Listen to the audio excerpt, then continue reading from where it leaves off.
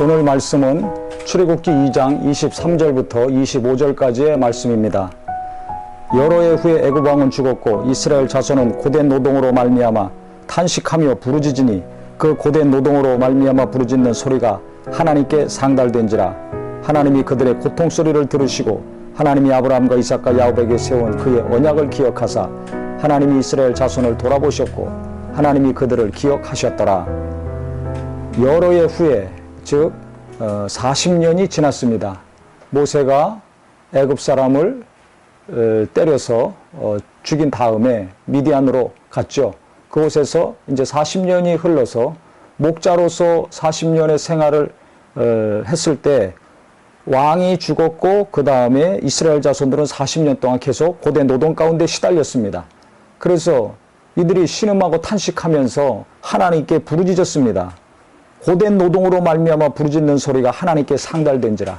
계속해서 40년 동안 기도했을 때 하나님이 이제 그 기도를 들으시고 일을 하기 시작하셨습니다. 그런데 성경에 보면 24절에 하나님이 그들의 고통 소리를 들으시고 하나님이 아브라함과 이삭과 야곱에게 세운 그 언약을 기억하셨다고 했습니다. 이스라엘 백성들의 고통 소리를 들으시고, 저는 오늘 이 말씀을 보면서 우리가 가정에서, 일터에서, 교회에서 어려움을 겪을 때, 마음에 심한 아픔과 고통이 있을 때 어떻게 하는가? 그 고통 소리를 하나님께 들려드릴 수 있는 기도가 있기를 바랍니다.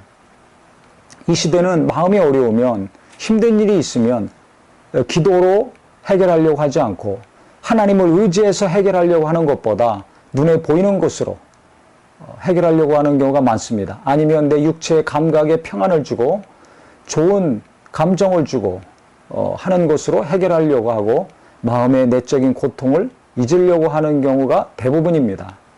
그래서 맛있는 것을 찾아다니면서 먹는 것으로 고통을 잊으려고 합니다. 또 영화나 동영상을 보면서 또 시름을 달래려고 합니다. 또 음악을 들으면서 여러 사람들과 대화하면서 또 그 어려움을 해결하려고 노력을 합니다. 그런데 그렇게 해서 잠깐은 잊어먹든지 해소될 수가 있지만 내 안에 있는 아픔은, 고통은 항상 그대로 머물러 있죠.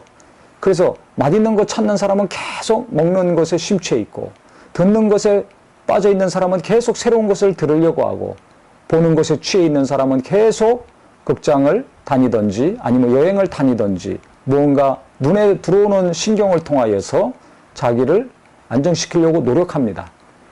이스라엘 백성들은 그 수십 년 동안, 40년이면 벌써 한 세대가 바뀌었을 텐데 자기 자식들 세대에게까지 이 고통과 노동의 수고하고 무거운 짐이 늘어났을 때 탄식만 쉬고 한숨만 쉰 것이 아니라 그 마음의 고통과 아픔을 하나님께 아뢰습니다.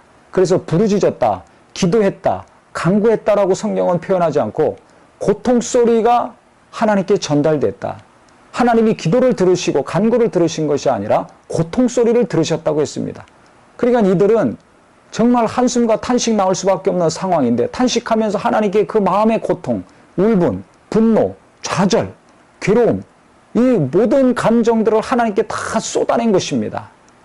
이 마음에 있는 어려움을 하나님께 계속 고백하고 쏟아냈을 때 눈물이 날 수도 있습니다. 가슴을 치고 땅을 치고 소망이 없으니까, 이 땅에서는 소망이 없으니까 하나님만 의지하는 마음이 갈수록 강해질 수밖에 없습니다.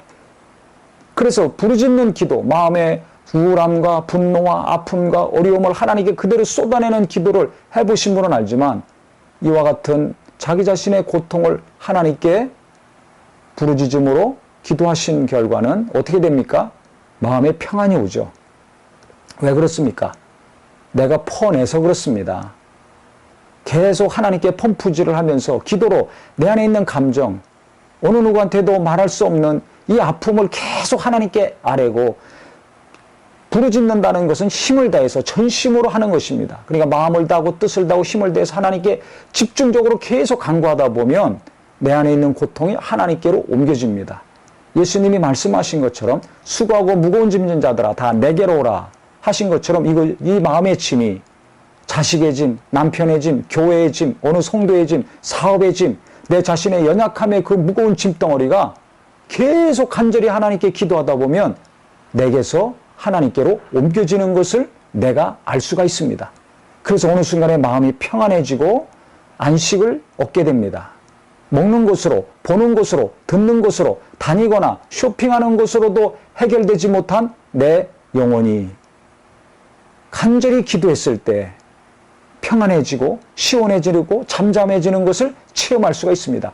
그렇기 때문에 이스라엘 백성들이 갈수록 노동력을 착취당하고 자유자에서 노예의 삶으로 전락했지만 기도를 지속할 수 있었고 자손들의 삶까지 지속시킬 수 있는 정신력, 의지가 살아있었던 것입니다. 낙심하고 좌절했다면 자살하고 죽습니다. 심하면 집단 자살합니다.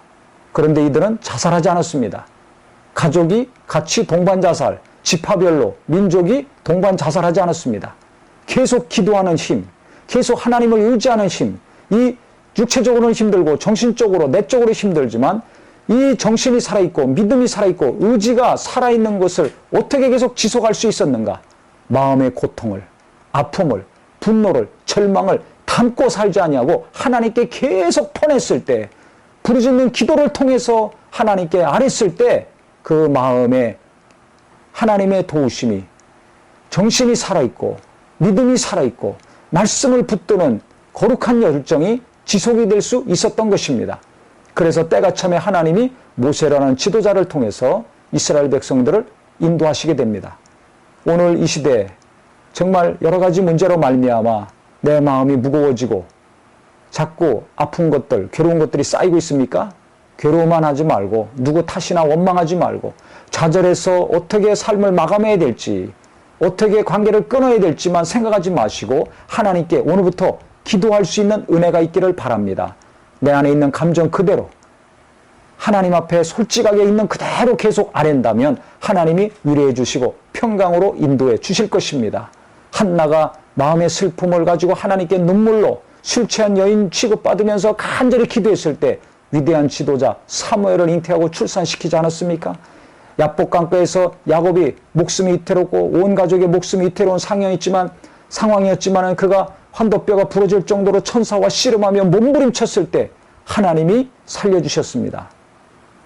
이와 마찬가지로 내 안에 고통이 심하면 심할수록, 어려움이 심하면 심할수록 하나님께 기도로 아뢰고 기도로 하나님께 쏟아내므로 내게 있는 고통은 하나님께로 옮겨지고 하나님의 평안과 응답이 임하는 귀한 기도의 모든 성도가 되시기를 예수 이름으로 축원합니다.